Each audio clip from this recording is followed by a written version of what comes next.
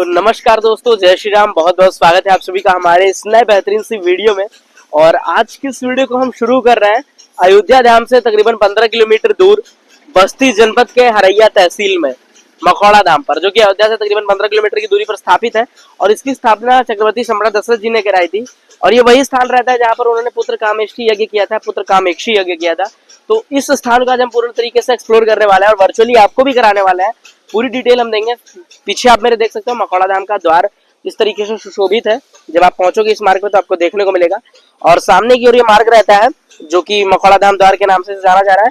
मैं जूम करूं तो आप पढ़ सकते हो हरैया और विकास संख्या मतलब विकास खंड कर लीजिए बस्ती।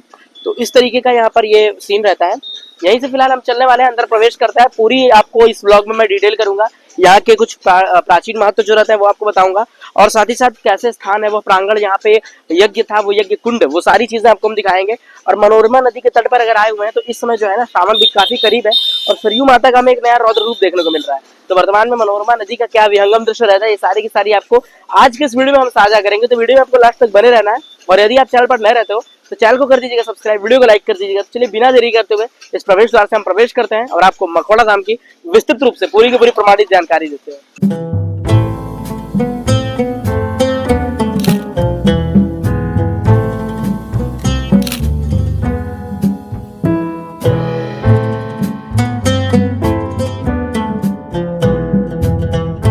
तो दोस्तों अभी जो है हम प्रवेश कर रहे हैं इस मखौड़ा धाम के प्रवेश द्वार से मखौड़ा धाम में। और जैसे मैं सामने की ओर आपको दिखाऊं तो इसकी जो दीवारें रहती हैं इस मंदिर प्रांगण की, उस पर सभी पे रामचरितमानस की भव्य से भव्य चौपाई लिखी गई है। और बगल में रोड के साइड में जहाँ पे ये मखौड़ा धाम है, कितना प्यारा सा कॉरिडोर रूप एक दिया गया है।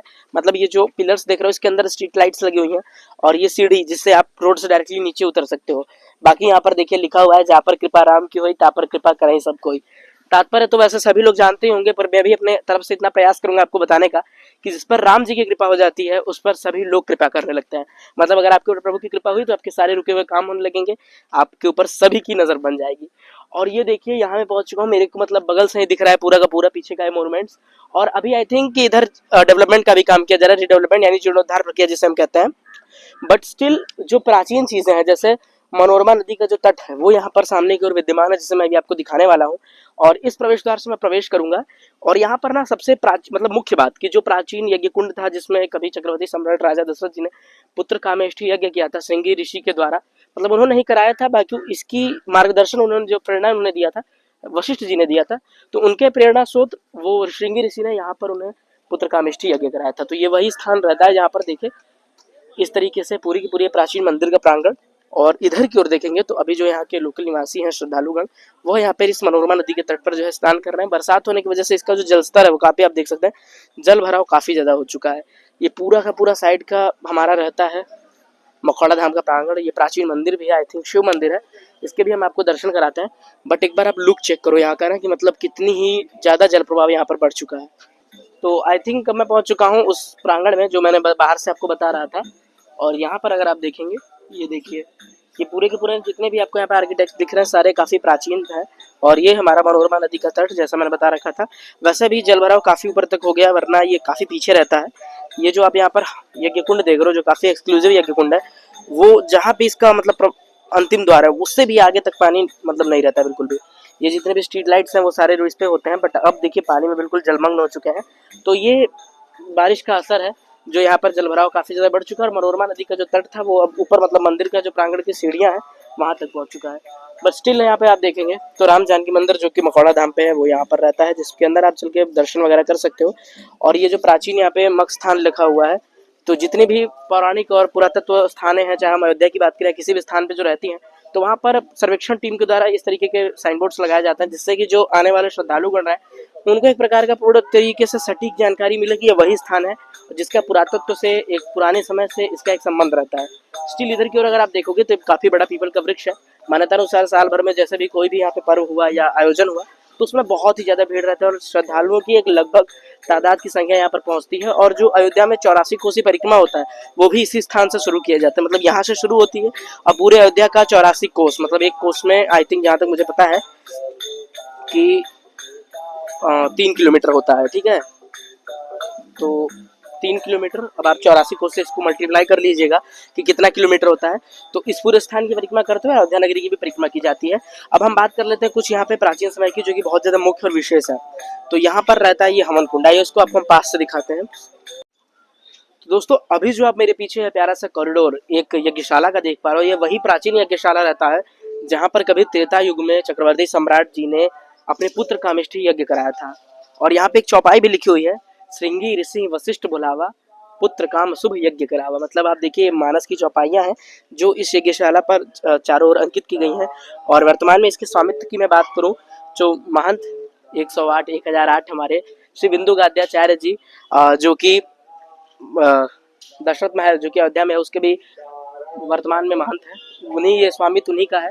इस स्थान की पूरी गरिमा, पूरी की पूरी देखभाल पूरा उन्हीं के द्वारा संचालित होता है, जो इस स्थान पर आपको इसकी शोभा देखने को मिल रही है। तो दोस्तों अभी जो है मैं पहुंच चुका हूं इस मखौड़ा धाम मंदिर के प्रांगण पर, और यहाँ के जो मुख्य समझ जाइए पुजारी जी हैं जो इस स्थान का संचालन करते हैं, देख रेख करते हैं, पूज्य छोटू दास जी महाराज, उन्हीं से हम जानने का प्रयास करेंगे और आपको भी अवगत कराएंगे कि प्राचीन समय से त्रेता युग से इस स्थान का क्या जुड़ाव रहता है, मखौड़ा धाम क्यों इतना प्रसिद्ध है, और क्यों मैं आपको बार बार ये कह रहा हूं कि इस स्थान पर आने से सभी की मनोकामनाएं पूर्ण होती हैं। सादर प्रणाम पुजारी जी आपको। तो हमारे दर्शक गण को कृपया बताइए कि यह जो मख धाम यानी मखौड़ा धाम रहता है, इसकी प्राचीन समय से क्या महिमा है और क्यों इसे इतना प्रसिद्ध माना जाता है। सुनने में आया है कि 84 कोस की जो परिक्रमा रहती है उसको भी यहीं से प्रारंभ किया जाता है। तो जितने भी यहाँ के मत हैं सभी आप प्रमाणित और सटीक रूप से हमारे दर्शकों को जानकारी दीजिए। जय सिया राम। सबसे पहले आपको चैनल को धन्यवाद। यहीं पे दशरथ जी महाराज जी को पुत्र प्राप्ति नहीं हो रहा था, तो इसी जगह पे उन्होंने यज्ञ कराया था। श्रृंगी ऋषि वशिष्ठ बुलावा, पुत्र काम शुभ यज्ञ करावा। श्रृंगी ऋषि वशिष्ठ जी लोग आकर के यहाँ पे यज्ञ किए। उसी यज्ञ के प्रभाव से अग्निदेव हव मतलब खीर लेकर के प्रकट हुए। वहीं खीर तीनों रानियों को दिया गया। अयोध्या जी में राम जी का जन्म हो गया। अयोध्या में 3 परिक्रमा होता है, 5 कोसी, 14 कोसी और 84 कोसी। जो 84 कोसी परिक्रमा यहीं से चालू होता है और पुनः यहीं समाप्त होता है। कब चालू होता है? चैत्र पूर्णिमा को यहाँ पे बहुत बड़ा मेला लगता है। उस मेला में क्षेत्र में हर घर, कोई घर ऐसा नहीं है जो घर में बाटी चोखा बनता हो। बाटी चोखा लोग बनाते हैं और यहाँ पे आकर के मनोरमा नदी में भोग लगाते हैं और सब संतों को पवाते हैं। मंदिर पुराना हो गया था, उसी के कारण मंदिर तोड़ करके नया बनाया जा रहा है। तब तक भगवान को यहाँ रखा गया है, फिर मंदिर बन जाएगा, पुनः भगवान अपने मंदिर में चले जाएंगे। यहीं पे अभी भी जो राजा दशरथ जी यज्ञ कराए थे, वही यज्ञ हमारे पूज्य महाराज जी के द्वारा और सूरज महाराज जी के द्वारा यहाँ पे 2002 से यहाँ पे कराया जाता है।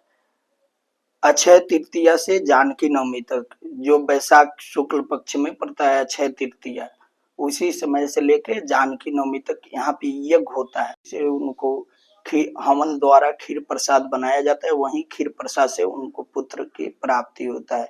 वहीं स्थान है, बगल में मनोरमा नदी है और शंकर जी का मंदिर है और यज्ञशाला जो बना है, उसी यज्ञशाला में पूजा, जो भी मनोकामना मांगते हैं वो लोगों का पूरा हो जाता है।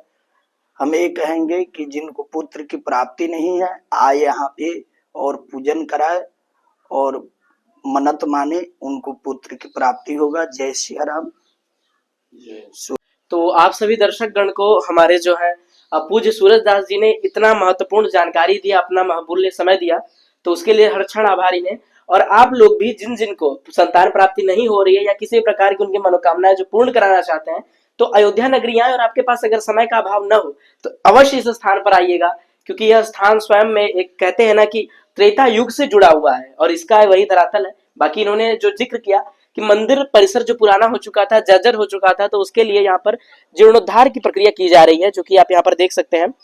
ये डेवलपमेंट का कार्य इस पे चल रहा है प्रशासन के द्वारा और बहुत जल्द इसका अनुमान है कि ये पूरा हो जाएगा। परिसर आप देखेंगे तो बहुत बड़ा बनाया गया है और यह परिसर जो आप देख पा रहे हो, भीड़ जब होती है, जब मेला लगता है, तो यह परिसर भी छोटा लगने लगता है। कब महाराज जी? चैत्र पूर्णिमा पर। चैत्र पूर्णिमा पर। तो इस वजह से अगर आपको उसका भरपूर लाभ लेना है, इस मेले में शामिल होना है, दर्शन करने हैं, पूजन अर्चन करना है, तो उस समय जरूर आइएगा। अगर आप यहीं के सराउंडिंग के रहने वाले हो, निवासी हो, वरना आप यहाँ पर आ सकते हो। बाकी श्री राम जानकी मंदिर हर जगह आपको शिलालेख मिलेगा, प्राचीन शिलालेख जो था जो मैंने आपको पहले ही दिखा दिया, और प्रमाणित जानकारी भी आपको मिल गई। तो और भाई क्या ही चाहिए। और ये देखिए श्री राम जी के वन मार्ग के अनेक तीर्थ पवित्र रस संवित श्री राम चरण अरविंद, मतलब राम जी के चरण पादुका है जिसमें कई प्रकार के चिन्ह की चिन्हित किए गए हैं। और यहाँ पर ये तुलसी जी का चौरा जहाँ पर नित्य प्रतिदिन यहाँ पे देखिए आरती वगैरह की थाल जो है रखी गई है, पूजन अर्चन के बाद यही रहता है। और जो सबसे मुख्य प्राचीन अमरकुंड रहता है वो मुख्य पूरे मंदिर का यही है, तो इसके भी आप लोग दर्शन कर लीजिए। मेरा काम मैं तो आपको केवल वर्चुअली यही इतना ही दर्शन करा सकता हूँ, पर इसका पूरा का पूरा श्रेय पूरा लाभ लेने के लिए आपको इस स्थान पर एक बार जरूर आना चाहिए और एक बार तो दर्शन बिल्कुल करने चाहिए। चलिए बाहर कड़ियाँ चलते हैं, बाहर की कुछ जो कड़ियाँ रहती हैं, जो मार्ग रहता है, कैसे आप यहाँ तक पहुंचोगे, जो भी साधन संसाधन रहता है उसके बारे में कुछ जानकारी आपको दे। तो दोस्तों बस आज की इस वीडियो में मैंने एक्सप्लोर किया मखौड़ा धाम को, दर्शन किया और आपको भी कराया वर्चुअली इस प्यारे से व्लॉग के माध्यम से। उम्मीद करूंगा कि आज की जो वीडियो थी आपको पसंद आई होगी और यहाँ के बारे में आपको प्रमाणित जानकारी मिली होगी। बाकी मिलते हैं हम आपसे जल्दी फिर किसी और बेहतरीन नए व्लॉग में। अभी जो हमारी यात्रा चल रही है इसका गंतव्य स्वामी नारायण छपिया रहता है, तो उसकी वीडियो आपको अगली वीडियो वही देखने को मिलेगी। तो मिलते हैं आपसे। Thanks for watching. जय श्री राम, जय अयोध्या धाम।